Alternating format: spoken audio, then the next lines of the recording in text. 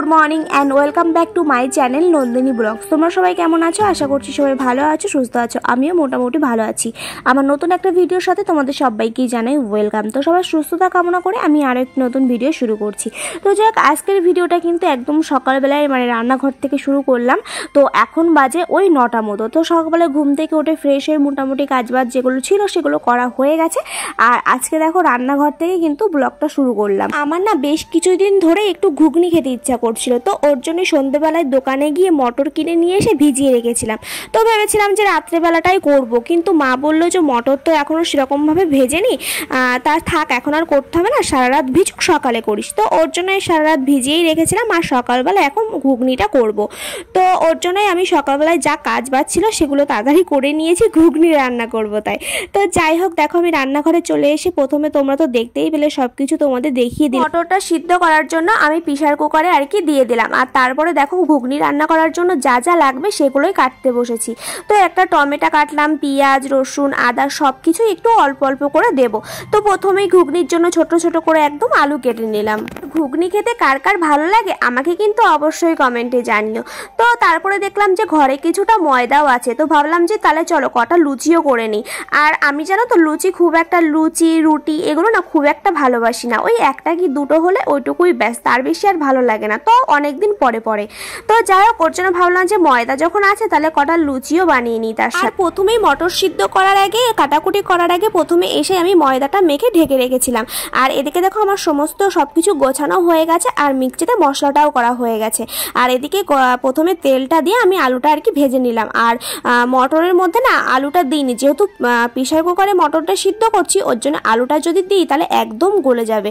তো ওর জন্য আমি আর কি আলাদা করে আলুটা ভেজে দিচ্ছি। আমি আগে খুব একটা ঘুগনি রান্না করিনি, ওই হয়তো 1 থেকে 2 বার হয়তো রান্না করেছি, তাও হয়তো অনেক দিন আগে। আর আজকে এই রান্না করছি। তো প্রথমেই দেখো তেলটা দিয়ে আমি কয়েকটা জিরে ফোড়ন দিয়ে তারপরে এই যে কেটে রাখা হচ্ছে তোমার টমেটো আর পেঁয়াজগুলো দিয়ে অল্প ভেজে নিই, তারপরে মশলাটা দিয়ে দেবো, মানে যেভাবে রান্না হয় আর কি। তার সাথে সাথে কিন্তু এদিকে মটরটাও সিদ্ধ হয়ে গেছে, তো আমি প্রেসার কুকারের থেকে ঢেলে নিলাম। আর এদিকে দেখো তারপরে মশলাটা কষিয়ে মানে সবকিছু দিয়ে একেবারে কষিয়ে আমি মটরটা ঢেলে দিলাম। তো রান্নাটা একটু তাড়াতাড়ি করছিলাম।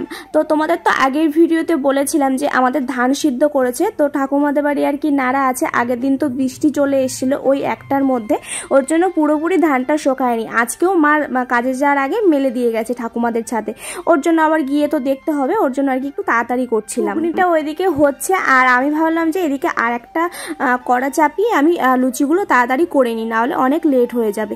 তো দেখো তারপরে এই ঘুগনিটা ফুটে যাওয়ার পরে আমি আলুগুলো দিয়ে দিয়েছিলাম। আর দেখো আমি এখন সেই কাজটাই করছি যেটা আমি এখনো পর্যন্ত মানে মনের মতো করে বেলতে পারলাম না। হ্যাঁ, লুচি আমি এখনো মনের মতো করে কোনোদিনই গোল গোল করে বেলতে পারলাম না। তো যেটুকু পারি মোটামুটি চলার মতো হয়ে যায়, কিন্তু ওই পারফেক্ট জানো তো হয় না।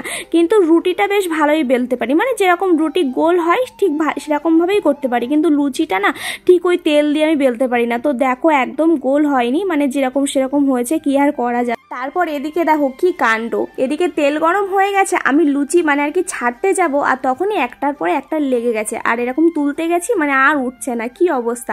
তারপর আর দিতে পারলাম না, সমস্তটাই আবার পুরো পাকিয়ে গেল। লুচি তো প্রথম দিকে একটা দুটো ফুল ছিলই না, তারপরে লাস্টে সবগুলোই ফুলেছিল। তারপরে ভাবলাম যে ভিডিওটা বন্ধ করতে হবে, নাহলে ভিডিও করার চক্করে আমার একটাও লুচি ফুলবে না। এদিকে দেখো প্রায় আমার ঘুগনিটা কমপ্লিট। আর তারপর আমি গরম মশলার গুঁড়োটা দিয়ে দিয়েছিলাম, আর লাবানোর আগে ওই 2 চামচ মতো ঘি দিয়েছিলাম। এদিকে দেখো আমার রান্না হয়ে গেছে, ঘুগনিটা হয়ে গেছে, আর এদিকে আমি একটা গামলায় লাবিয়ে নিলাম। ঘুগনিটা তো এদিকে হয়ে গেল, আর এখনও দেখো আমার লুচি ভাজা শেষ হয়নি, তবু বেশি করিনি, ওই হয়তো 8 থেকে 10টা লুচি হয়েছে। আর এই লুচি করছি এত কষ্ট করে, কিন্তু আমি না খাওয়ার সময় ওই 1টা কি 2টো, তার বেশি আমি খেতেই পারি না। তো এই যে আমার রান্নাবান্না কমপ্লিট, আর এখন আমি তাড়াতাড়ি করে খেয়ে নেবো। আর তোমাদের তো বলেছি যে ধান নাড়া আছে, ওর জন্য তাড়াতাড়ি খেয়ে দিয়ে যেতে হবে। তো এই যে আমারটা আমি এখন থালায় নিয়ে নিচ্ছি। তারপরে এই যে জেঠিদের বাড়ি দেবো বলে আমি থালায় আর কি সবকিছু গুছাচ্ছিলাম দিতে যাওয়ার জন্য, তারপরে জেঠি নিজেই চলে এলো। তারপরে আমার জন্য একটা ওই যে ক্ষীর দিয়ে বানানো যে লাড্ডুগুলো সেটাই দিতে এসেছিল, তো সেটা আমায় দিল। আর এই যে জেঠিদের বাড়ি আমি যাচ্ছিলাম, কিন্তু জেঠি চলে এলো বলে জেঠিকে দিয়ে দিলাম। আর দেখো জেঠি দিকে হাসছিল, কারণ আমি ভিডিও করছিলাম তাই। তো এই যে আমি এখন তাড়াতাড়ি করে খেয়ে নিচ্ছি, আর এখন খেয়ে দিয়ে যাব হচ্ছে ঠাকুমাদের বাড়ি। আর বেশি খাইনি, ওই 2টো লুচি খেয়েছিলাম আর একটু ঘুগনি খেয়েছিলাম। আর ওই জেঠি ক্ষীর দিয়ে বানানো যে লাড্ডুটা সেটা দিয়েছিল, সেটাই খেয়েছিলাম। তো তারপরে এই যে চলে এলাম ঠাকুমাদের বাড়ি, আর দেখো রোদ্রের কি তাপ। তারপরে এসে দেখি ঠাকুমা একবার মানে ধান নেড়ে দিয়েছে, তারপরে আমি আবার উপরে এসে একবার ধান নেড়ে দিলাম। চলো আজ কিছু তোমাদের কমেন্টে রিপ্লাই করা যাক। তো আমাকে একজন কমেন্ট করেছে, বুনু আমি হুগলি জেলা থেকে তোমার ভিডিও দেখি এবং আমার ছেলে দুজনে। থ্যাংক ইউ সো মাচ দিদিভাই। সুতপা দাস আমাকে কমেন্ট করেছে, দিভাই রিং লাইটটা কত টাকা নিয়েছে একটু বলবে? তো এই রিং লাইটটা আর কি কত দাম নিয়েছে আমাকে বেশ কয়েকজন জিজ্ঞাসা করেছিল। তো রিং লাইটটা আমি যেহেতু প্রায় ওই অনেক দিন হয়ে গেছে তো সেরকম ভাবে মনে নেই। তো রিং লাইটটার দাম হয়তো ওই 1000-1100 এরকম নিয়েছিল, আমি অনলাইন থেকেই নিয়েছিলাম। মধুমিতা মন্ডল আমাকে কমেন্ট করেছে, চিয়া ফলের বীজ কোথা থেকে নিয়েছো? আমি এটা অনলাইন থেকেই নিয়েছিলাম। তারপরে এই যে তোমরা দেখতেই পেলে ধান গোটো করে নিলাম, কারণ ধান শুকিয়ে গেছে ওর জন্যই। তো ধান গোটো করে এই যে ছাদে আমি আর ঠাকুমা রেখে দিলাম, বিকেলবেলায় এসে তুলে নেব। তো এই যে ঠাকুমা এখন সব কিছু ঢাকাঢুকো দিয়ে রাখছে। তারপরে এই যে বাড়িতে এসে আমি স্নান টান করে নিলাম, কারণ হচ্ছে আমাদের সামনে একটা বাড়ির নেমন্তন্ন আছে। তো দুপুরবেলায় আজকে ওখান থেকে আর কি খাওয়া দাওয়া করলাম। খাওয়া দাওয়া করে বাড়ি এসে একটু ভেবেছিলাম যে শোবো, আর তার মধ্যেই ঠাকুমা ডাকতে চলে এসে যে ভীষণ পরিমাণে মেঘ করেছে, ধান এখনই তুলতে হবে। তো ওর জন্য আবার ছুটলাম। জানো তো আমি তো একদমই বুঝতে পারিনি যে এত পরিমাণে মেঘ করেছে, যেহেতু আমাদের বাড়ি থেকে ঠাকুমাদের বাড়ি ওই 4-5টা বাড়ির পরে, কিন্তু ঠাকুমাদের বাড়ির ওই উত্তর দিকে ভীষণ মেঘ করেছিল। তো ওর জন্যই ঠাকুমা আর কি ডাকতে গেছিলো, যেহেতু ছাদে আর কি ধানগুলো গোটো করেছিল, মানে ঢাকা দিয়েছিল, তোলা হয়নি বস্তাতে। তো ওর জন্যই তারপরে আমি তাড়াতাড়ি করে চলে এসে এই যে দেখো এখন তাড়াতাড়ি করে ধানগুলো গোছানো। জানো তো আমি আগে কখনো না এই ধান নাড়া, ধান গোছানো, ধানের কোনো কাজ আগে করিনি। আসলে আমাদের তো সেরকম চাষবাস নেই, আর যেটুকু জমি আছে সেটুকু হচ্ছে ভাগে দেয়া, আমরা নিজেরা করি। তো আমরা চাল দোকান থেকে কিনে খাই, ওর জন্য মা এবছর ধান কিনেছে, এই ঠাকুমাদের কাছ থেকেই কিনেছে, ওর জন্য এত কষ্ট করে ধান শোকানো আর কি জানো তো মানুষ আগে যে কাজ করেনি আর যে কাজ পারে না, জীবনে কিছু কিছু পরিস্থিতি চলে আসে, সে কাজও ঠিক শিখে যায়। তারপরে ওই যে ভয়ে ভয়ে ধানগুলো সব গুছিয়ে নিলাম, আর তারপরে কি হলো জানো তো, একটু হাওয়া হলো আর মেঘটা পুরো কেটে আকাশ পরিষ্কার হয়ে গেল। তো যাই হোক তারপরে বাড়িতে এসে আমি স্নান টান করে নিলাম। ধানের কিরকম ধুলো থাকে ওর জন্য, যেহেতু আমার অ্যালার্জি আছে ওর জন্য বাড়ি এসে তাড়াতাড়ি করে স্নান করে নিলাম। আর তারপর পরই মা চলে আসলো, আর আজকে আমাদের একটা সোনার দোকানে হচ্ছে হালকাতা ছিল, তো মা সেই হালকাতাটা করে আজকে বাড়ি এসেছে।